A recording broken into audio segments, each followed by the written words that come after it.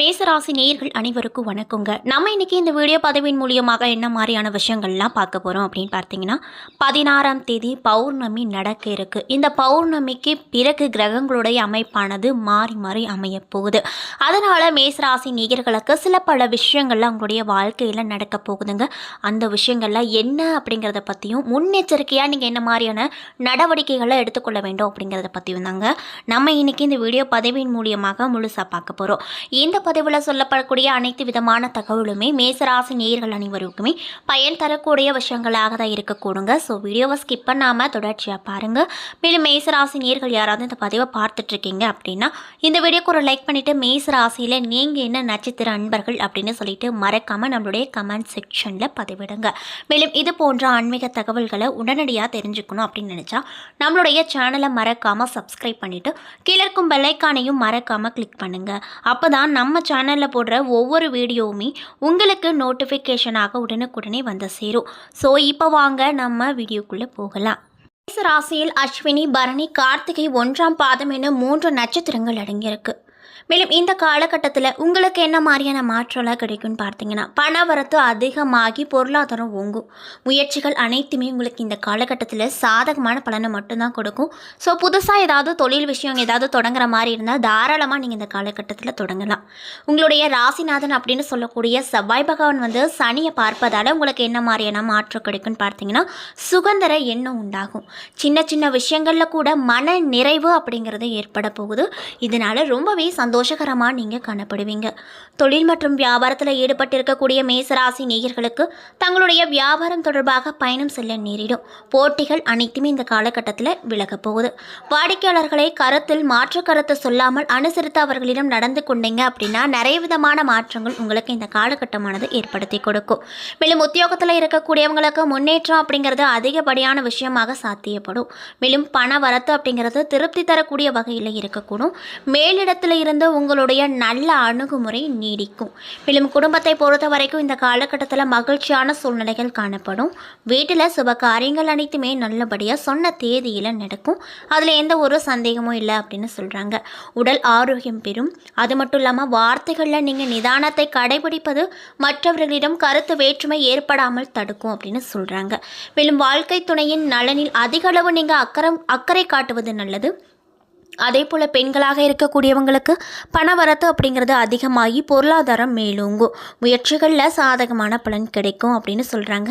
மேலும் சின்ன சின்ன விஷயங்களை கூட கவனமாக நீங்கள் செய்வது நல்லதுங்க.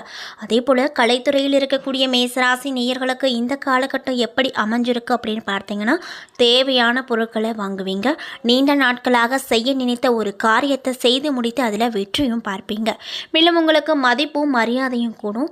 அதே போல் அரசியல் துறையில் இருக்கக்கூடியவங்களுக்கு வீண் மனசு தாபங்கள் ஏற்பட்டு அதற்கு பின்னர் சரியாகிவிடும். மேலும் நண்பர்களுக்கிடையே சுமூகமான உறவு இருக்க விட்டு கொடுத்து செல்வது ரொம்ப ரொம்ப நல்லது அப்படின்னு சொல்கிறாங்க. மேலும் வாழ்வில் முன்னேற்றம் அக்கறை காட்டுவீங்க. மன துணிவு அதிகரிக்கும். பணவரத்து எதிர்பார்த்தபடி திருப்திகரமாக இருக்கக்கூடும். மேலும் மாணவர்களாக இருக்கக்கூடியவங்களுக்கு சக மாணவர்களின் கருத்துக்களுக்கு மாற்று கருத்து கூறாமல் அனுசரித்து செல்வது சுமூகமான சூழ்நிலையை ஏற்படுத்தும். மேலும் கல்வியில் முன்னேற்றம் கிடைக்கும் அப்படின்னு சொல்கிறாங்க. மேலும் நீங்கள் என்ன மாதிரியான விஷயங்களை இந்த காலகட்டத்தில் பரிகாரமாக செய்யணும் அப்படின்னு பார்த்தீங்கன்னா, செவ்வாய்க்கிழமையன்று முருகப்பெருமானுக்கு தீபம் ஏற்றி அர்ச்சனை செய்து வணங்கி வர எதிர்ப்புகள் அனைத்தும் விலகும். எல்லா நன்மைகளும் உங்களுக்கு கிடைக்கும்.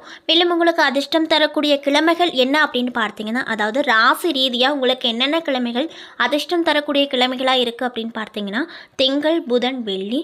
அதிர்ஷ்டம் தரக்கூடிய தினங்கள் 20, 21, 22. சந்திராஷ்டம தினங்கள் 28, 29 அப்படின்னு சொல்லப்படுதுங்க. மட்டும் இல்லாமல் உத்தியோகஸ்தாரர்களுக்கு மேலதிகாரிகளின் பாராட்டு கண்டிப்பாக கிடைக்கும். அவர்கள் தங்களுக்கு ஆதரவாகவும் சலுகைகளும் கொடுப்பாங்க. பெரிய பொறுப்புகளானது இந்த காலகட்டத்தில் உங்களுக்கு கிடைக்க அதிக அளவில் வாய்ப்பு இருக்குது. வியாபாரிகளை சற்று தோய்வு நிலையை காண முடியுங்க. இருப்பினும் கூட சற்று கடின உழைப்போடு இருந்தீங்க அப்படின்னா நஷ்டத்திலிருந்து உங்களால் தப்பிக்க முடியும். மேலும் புதிய நபரை பணப்பெட்டி அருகே விடாதிருப்பது ரொம்ப நல்லது. குடும்ப தலைவிகள் வீட்டிற்கு வரும் தங்களுடைய கணவரது உறவினர்களிடம் வாக்குவாதத்தை தவிர்த்து கொள்வது நல்லது. அவர்களிடம் அமைதியை காப்பது மிக சிறந்த ஒன்று அப்படின்னு சொல்லப்படுதுங்க. மேலும் மாணவர்களுக்கு நல்ல நினைவாற்றல் அதிகரிக்கும். படிப்பில் ஆர்வம் மிகுதியாகி நன்கு படிப்பீங்க. அதிக மதிப்பெண்ணும் பெறுவீங்க. கலைஞர்கள் நடிகர்களுக்கு புதிய புதிய படங்களில் ஒப்பந்தம் செய்வீங்க. முன் பணமும் கைக்கும் கிடைக்கும். மேலும் வெளியூர் பயணங்கள் மேற்கொள்வீங்க. அதேபோல் இந்த கார்த்திகை மாதம் கிரக நிலைகளை ஆராய்ந்து பார்க்கும்போது உங்களுடைய ராசிநாதன் செவ்வாய் கடக ராசியில் நீச்சம் பெற்று சஞ்சரிக்கிறாரு. எனவே இதனால் எல்லா காரியங்களிலுமே கவனத்தோடு இருக்க வேண்டிய நேரமாக உங்களுக்கு அமைய போகுதுங்க. குறிப்பாக ஆரோக்கிய ரீதியான விஷயங்களில் நீங்கள் ரொம்ப அக்கறைப்படுறது ரொம்ப தேவை. மருத்துவ செலவுகளும் மற்ற வழிகளில் வீண் விரயங்களும் ஏற்படக்கூடும். அது மட்டும் இல்லாமல் திட்டமிட்ட காரியங்களை செயல்படுத்துவதில் பிரச்சனை வரக்கூடும். எதையும் யோசித்து செய்வது ரொம்ப ரொம்ப நல்லது. பொருளாதாரத்தை பொறுத்த வரைக்கும் இந்த காலகட்டத்தில் வரவு திருப்தி தரக்கூடிய வகையில் உங்களுக்கு நிச்சயமாக இருக்கக்கூடும். என்றாலுமே கூட செலவு அப்படிங்கிறது உங்களுக்கு 2 மடங்காக இருக்கக்கூடும். மேலும் ரிஷபராசியில் சஞ்சரிக்கக்கூடிய குரு பகவான் இந்த மாதம் முழுவதுமே வக்ரம் பெறாரு. இதனால பௌர்ணமி நாட்களுக்கு பிறகு உங்களுடைய ராசிநாதன் 9 மற்றும் 12 ஆகிய இடங்களுக்கு அதிபதியாக சொல்லப்படுறாரு. மேலும் விரையாதிபதியான அவர் வக்ரம் பெறுவது உங்களுக்கு நிறைய விதமான மாற்றத்தை கொடுப்பாரு அப்படின்னு சொல்றாங்க. என்றாலும் கூட பாக்கியாதிபதியாகவும் அவர் விளங்குவதால் ஒரு சில காரியங்களில் தடை தாமதம் வரதான் செய்யுங்க. அது மட்டும் இல்லாமல் பெற்றோரின் உடல் நலனில் அக்கறை தேவை. உற்றார் உறவினர்களின் பகை அதிகரிக்கும். குடும்ப பிரச்சனைகளை தைரியத்தோடு எதிர்கொள்வீங்க.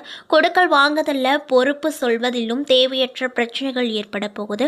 மேலும் கடகத்தில் சஞ்சரிக்கக்கூடிய செவ்வாய் பகவான் இந்த காலகட்டம் முழுவதுமே கும்பத்தில் சஞ்சரிக்கும் சனியை பார்க்கிறாரு. இதனால் உங்களுடைய ராசிக்கு தொழில் மற்றும் லாபஸ்தானத்திற்கு அதிபதியானவர் தான் இந்த சனி பகவான் அப்படின்னு சொல்கிறாங்க. மேலும் அவர் சிறப்பாக செயல்பட்டால் தான் உங்களுடைய தொழிலில் வளர்ச்சியும் லாபமும் கிடைக்கும். ஆனாலுமே பகை கிரகமான செவ்வாயின் பார்வையால் தொழில் மற்றும் உத்தியோகத்தில் குறுக்கீடுகள் அதிகரிக்கும். ஒருவரையும் நம்பி செயல்பட இயலாது. தான் உண்டு தன் வேலை உண்டு என்று இருக்க வேண்டிய நிர்பந்தம் உங்களுக்கு உருவாகுங்க. மேலும் தன்னம்பிக்கை மட்டுமல்லாது தெய்வ நம்பிக்கை உங்களுக்கு அதிகம் தேவைப்படும் ஒரு காலகட்டமாக உங்களுக்கு இந்த காலகட்டம் அமைஞ்சிருக்கு. மேலும் பண விஷயத்தில் கொஞ்சம் கவனமாக இருங்க. அதே போல் கார்த்திகை 18ஆம் தேதி அன்று மகர ராசிக்கு சுக்கிரன் சென்றிருக்காரு. மேலும் உங்கள் ராசிக்கு 2 மற்றும் 7 ஆகிய இடங்களுக்கு அதிபதியானவர் தான் இந்த சுக்கிர பகவான். அது மட்டும் இல்லாமல் இவர் 10வது இடத்துல சஞ்சரிப்பது உங்களுக்கு யோகமான காலமாக தான் இருக்க போகுது. மேலும் இந்த காலகட்டத்தில் ஒரு சில இனிய காலமாக அமையக்கூடும். சிக்கல்கள் இருந்தும் சிரமங்களில் இருந்தும் விடுபடுவீங்க.